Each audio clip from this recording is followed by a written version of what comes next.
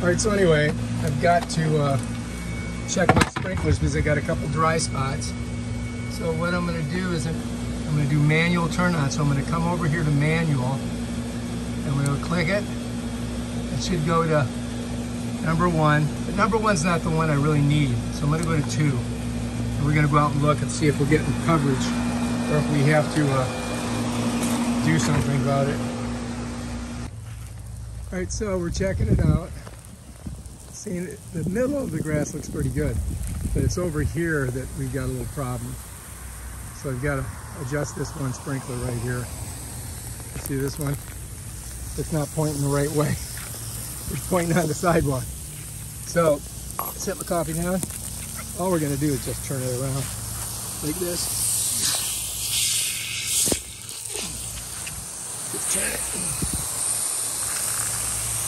There we go, just like that. And now we should get that area there, and that should be fine. Look at this one.